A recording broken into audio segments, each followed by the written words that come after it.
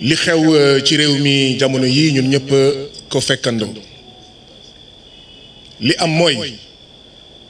dafa am ñaari xeetu femme ak homme politique yi nga xam ne dañoo janoo lii am mooy dafa am ñaari gis-gis ci wàllu politique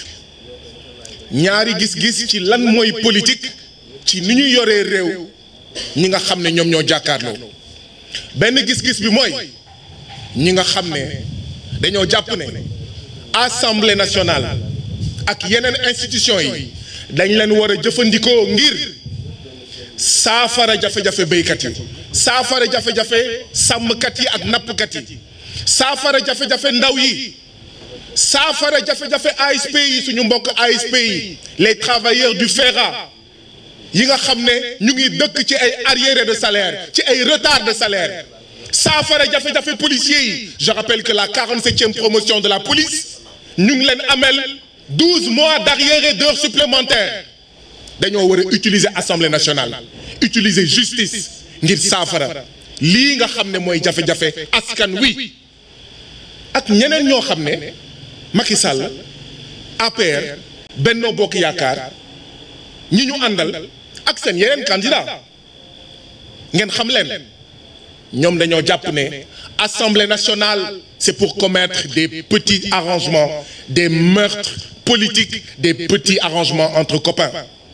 naka la ñuy faagaagalee Ousmane Sonko naka la ñuy faagaagalee Karim Wade naka la ñuy faagaagalee ki nga xam ne moom mooy président Khalifa Sall naka la ñuy arracher le mandat de député de la présidente Aminata Touré mais utiliser institution pour empêcher la liste des titulaires de la liste nationale lors des élections législatives d'être candidat lan moo tax boobu waxuñu dañuy arrêter conseil constitutionnel lan moo tax boobu waxuñu dañuy arrêter cour suprême lii mooy ñaari gis-gis ci wàllu politique yi nga xam ne ñoo jàkkaarloo ñun Diomaye président ñooy incarner vision politique bi nga xam ne dañoo ne assemblée nationale conseil constitutionnel cour suprême institution yi palais présidentiel gouvernement ay jumtuwaay la pour dab bànneexu askan wi depuis quelques jours ñaari gis-gis yi ñooy bëre ñaari gis-gis yi ñooy xeex ñun nag Diomaye président pare nañu dimanche suba ci minuit suñu gis-gis ñu jaay ko sénégalais jaayaat ko sénégalais yi pendant 21 jours am yaakaar ne sénégalais yi suñu gis-gis ci wàllu politique la ñuy may ndam 25 février 2024 en disant vive le 5e président de la République du Sénégal Bassirou Diomaye Faye lii moo am jamono ji ngeen gis ko assemblée nationale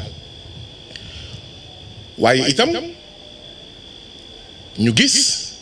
une certaine classe politique pas ñëpp ñi nga xam ne nee nañ ñoom seen candidature tax na Sénégal taxaw ñoom seen ñàkk nekk candidat war na tax Sénégal taxaw war na tax assemblée nationale taxaw war na tax conseil constitutionnel taxaw war na tax ñu taxawal commission d'enquête parlementaire bu nappkat yi di sonn accord de pêche yi di rey suñu nappkat yi kenn du taxawal conseil commission d'enquête parlementaire bu ndaw yi di dee ci géej gi déggu leen benn ministre Macky Sall bu dem au niveau des îles Canaries kenn du ubbi commission d'enquête parlementaire ma waxaat ko fi jigéen ak góor yooyu di def politique ñoom ñooy ñan pour wax ne ndaxte nekk ñu candidat dañoo war a état du Sénégal dafa war a taxaw processus électoral dafa war a taxaw te fekk ne fukki at ak ñaar a ngi béykat yi ñu ngi sàcc seen suuf spoliation foncière accaparement foncier mu ngi leen di sonal kenn mësul wax nañu taxawal Sénégal ndaw yi ñu ngi dee ci géej gi ñu ngi dee ci yoonu Nicaragua ñu ngi dee sur la route du désert du Sahara ou dans la mer Méditerranée kenn waxul nañu taxawal état du Sénégal béykat yi sonn nañu nappkat yi gisatuñu jën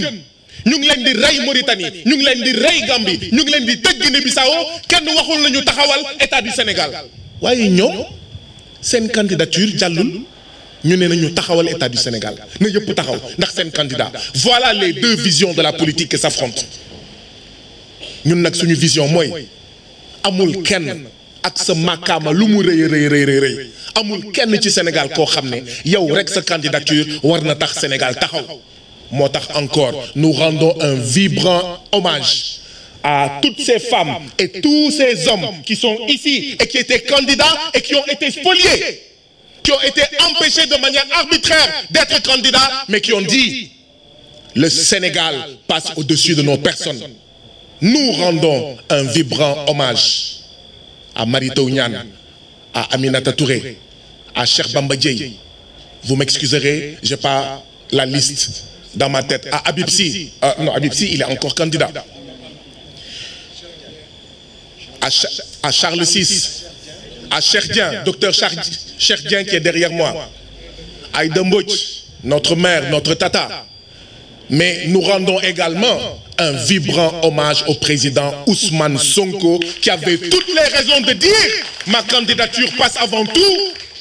et qui a fait preuve de grande humilité en disant le projet est plus important que ma personne. Et ce n'est pas parce que je suis candidat que le projet va s'arrêter, que le Sénégal doit s'arrêter, que le processus électoral doit s'arrêter. C'est pourquoi ñu ngi lancer un appel au peuple sénégalais. ñun béykat yi bu ñuy torox Sénégal taxawul lan moo tax candidat kenn wala candidat ñenn war a tax Sénégal taxaw. ñun nappkat yi sonn nañu depuis 12 ans ñu jaay géej gi tubaab bi ñu wanteer suñu géej tubaab bi gisatuñu jën lan moo tax waxuñu Sénégal taxawul mu am ñoo xam ne ndaxte seen candidature jàllul ñu ne Sénégal dafa war a taxaw. Donc ñun béykat yi war nañ taxaw tem ne lii du fi jàll. ñun sàmmkat yi ak nappkat yi war nañ taxaw tem ne lii du fi jàll. kañ la ñu wax Sénégal dafa war a taxaw ndax suñu mbokk ASP yi 90 000 francs par mois lañ leen di fay te pour ñu jot si nga dim problème seen payooru décembre ñu ngi ko jot le 28 et le 29 janvier 2024 ngeen foog ne dëgg la Sénégal taxawul. Donc la jeunesse est interpellée ñun ñëpp mag ak ndaw góor ak jigéen ñoo war a taxaw tem ne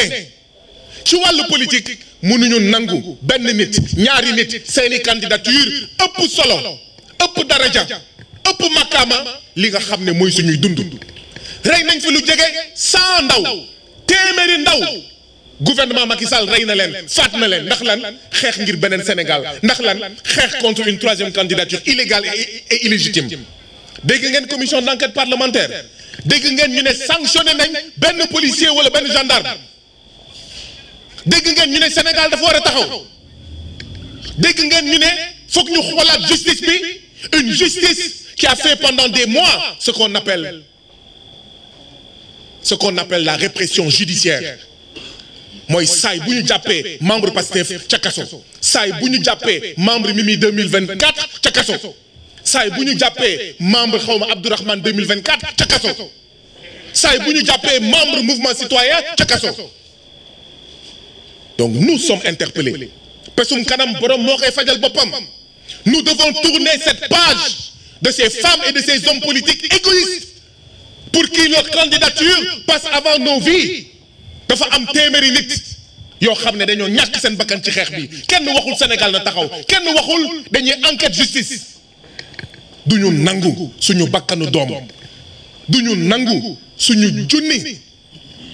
mbokk yi nga xam ne ay détenus politiques lañu du ñu nangu ñoom ñuy torox te Sénégal taxawul ñu ne candidature benn sagaru politicien moo ëpp solo seeni dund. Donc nous lançons un appel à toute la jeunesse jigéen yëpp mag ak ndaw nañu taxaw tem ndaxte lii warul jàll suñuy dund suñuy doom